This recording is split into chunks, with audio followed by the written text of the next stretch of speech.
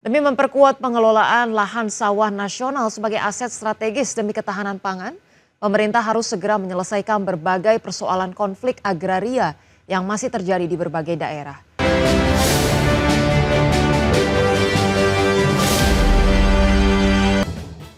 Sementara itu, pemirsa, Komisi 2 DPR RI menyoroti banyaknya konflik agraria di berbagai daerah yang belum terselesaikan. Demi memperkuat pengelolaan lahan sawah nasional sebagai aset strategis demi ketahanan pangan, pemerintah harus segera menyelesaikan berbagai persoalan konflik agraria yang masih terjadi di berbagai daerah. Anggota Komisi 2 DPR RI Ahmad Heriawan menegaskan, konflik agraria yang melibatkan masyarakat dan perusahaan masih saja terus berulang, di mana sengketa lahan yang berakar pada hak guna usaha atau HGU dan non-HGU dinilai terus memicu ketegangan serta ketidakpastian hukum bagi masyarakat. Jadi situasi seperti ini adalah saatnya untuk diangkat keseluruhannya ke permukaan untuk menjadi bahan-bahan, untuk menjadi bahan masukan bagi semua proses perundang-undangan yang sedang dibahas. Baik itu nanti diselesaikan satu persatu dalam konflik per konflik atau diselesaikan dalam bentuk regulasi. Sehingga kedepannya kita insya Allah tahun 2026 mulai pembahasan, 2027, kalau 2027 kemudian ada semacam kesepakatan bersama, ada one map solution terkait dengan penataan kawasan, pemetaan Indonesia. Saat yang sama semua konflik-konflik agraria kebanyakan bisa diselesaikan, khususnya konflik antara korporasi dengan masyarakat, ya itu kebanyakannya kan HGU dengan non-HGU. Pemirsa, pemerintah terus memperkuat kebijakan tata ruang untuk melindungi sawah nasional.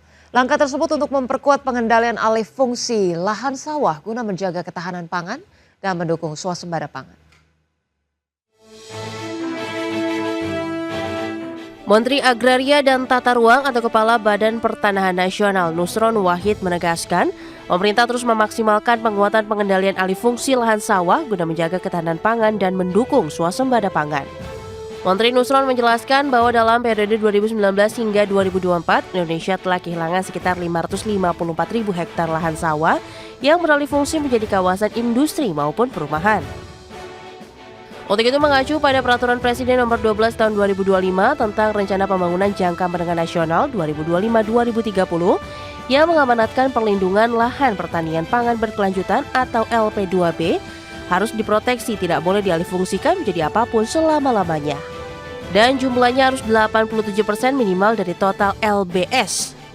Kalau mengacu kepada Perpres nomor 12 tahun 2025 tentang rencana pembangunan jangka menengah tahun 2025 tahun 2030, di situ dinyatakan bahwa yang namanya lahan sawah yang masuk kategori LP2B, yaitu lahan pangan dan pertanian berkelanjutan, yaitu lahan sawah yang harus diproteksi, tidak boleh dialihfungsikan menjadi apapun selama-lamanya, itu jumlahnya harus 87% minimal dari total LBS.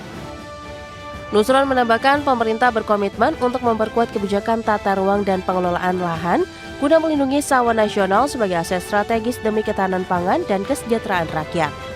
Dari Jakarta, Tim Liputan, IDEX Channel. Pemirsa, Kementerian ESDM akan menerbitkan 313 izin atas wilayah pertambangan rakyat baru untuk tahun 2026. Kementerian mencatat terdapat 3 provinsi yang telah mengajukan wilayah pertambangan rakyat. Kementerian ESDM akan menerbitkan 313 izin atas wilayah pertambangan rakyat baru untuk tahun 2026. Keputusan ini telah diambil berdasarkan penyesuaian wilayah pertambangan tahun 2025 yang berbasis pada usulan pemerintah daerah. Rencana penyusunan wilayah pertambangan diajukan oleh gubernur setelah berkoordinasi dengan bupati dan wali kota di wilayah yang memiliki potensi mineral dan batu bara. Dalam rapat kerja dengan Komisi 12 DPR RI, Wakil Menteri ESDM Yulia Tanjung menyebut, terdapat 3 provinsi yang telah mengajukan wilayah pertambangan rakyat bersamaan dengan hasil verifikasi dari ESDM. yakni Kalimantan Tengah 129 blok wilayah pertambangan rakyat, Sumatera Barat 121 blok, dan Sulawesi Utara 63 blok. Dasar pengajuan rencana penyesuaian wilayah pertambangan adalah berdasarkan usulan Menteri dari usulan Gubernur yang telah melalui proses koordinasi dengan Bupati Wilayah Kota yang memiliki potensi pertambangan mineral dan batubara yang dapat diusahakan menjadi kegiatan usaha pertambangan. Kepastian wilayah pertambangan rakyat ini sangat penting untuk menjaga stabilitas iklim investasi sektor minerba, sekaligus memperkuat tata kelola pertambangan rakyat tanpa menimbulkan ketidakpastian bagi pelaku usaha yang telah mengantongi izin resmi. Dari Jakarta, Tim Liputan IDX Channel. Merampungkan regulasi bea keluar komoditas batubara sebagai bagian dari upaya optimalisasi penerimaan negara dari sektor sumber daya alam. Tarif bea keluar komoditas batubara akan berkisar antara 5 hingga 11% dengan beberapa level penyesuaian yang masih dibahas. Pemerintah mulai menata ulang kebijakan fiskal sektor batubara seiring dengan upaya menghidupkan kembali proyek gasifikasi batubara menjadi dimethyl ether atau DME sebagai substitusi liquefied petroleum gas impor. Salah satu instrumen yang disiapkan yakni pengenaan tarif bea keluar ekspor batubara dengan skema berjenjang mengikuti pergerakan harga komoditas global.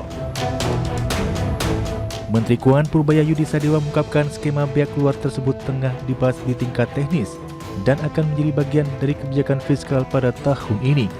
Tarif yang diusulkan berada pada kisaran 5% hingga 11%, tergantung level harga batubara di pasar internasional. Meski demikian, Purbaya menegaskan besaran tarif final belum ditetapkan, lantaran peraturan Presiden sebagai payung hukum kebijakan tersebut masih dalam proses penyusunan dan masih menyerap masukan dari para pemangku kepentingan. Tarifnya udah dikaji-kaji juga sih. Oh udah Kak, tarifnya udah kali, cuma putusnya berapa masih belum, masih ini kan masih diundangin antara 5, 7, 8, cuma 7, 8 apa 11. Sambil jalan ya Mas. Ada berapa level? Sambil jalan ya. Pak. Kebijakan bea keluar ini dipastikan tidak dimaksudkan untuk menekan industri, melainkan menciptakan keseimbangan antara penerimaan negara, stabilitas sektor hulu, dan dukungan terhadap agenda hilirisasi.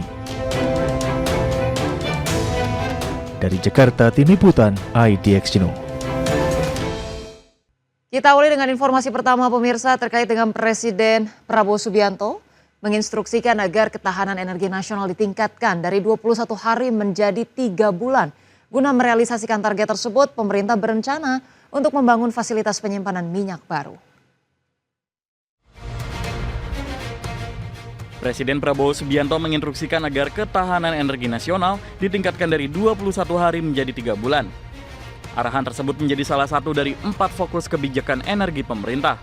Menurut Menteri SDM yang juga Ketua Harian Dewan Energi Nasional, Bahlil Lahadalia, ketahanan energi menjadi perhatian Presiden lantaran saat ini ketahanan stok bahan bakar minyak nasional baru mencukupi untuk 21 hari, sedangkan standar internasional berada di level 90 hari.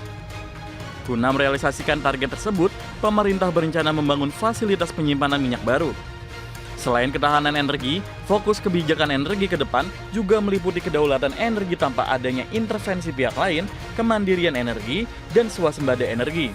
Kita tahu bahwa ketahanan energi kita hanya 21 hari, dan ini kita akan up menjadi 30 hari, menjadi 3 bulan, dan ini pasti kita akan membangun storage. Yang berikut adalah kemandirian energi. Kita tahu kita hari ini masih impor BBM kurang lebih sekitar 30 juta lebih kiloliter baik solar maupun bensin. Dan yang keempat itulah swasembada. Pasti kami akan melakukan bertahap dan akan tujuannya pada akhirnya adalah swasembada. Seperti diketahui, pemerintah telah melakukan prastudi kelayakan untuk membangun fasilitas penyimpanan minyak di 18 daerah dengan total nilai investasi 72 triliun rupiah. Proyek penyimpanan minyak tersebut menjadi salah satu dari 18 proyek hilirisasi dan ketahanan energi prioritas yang tengah dikaji Badan Pengelola Investasi Danantara. Jakarta, Tim Liputan IDX Channel.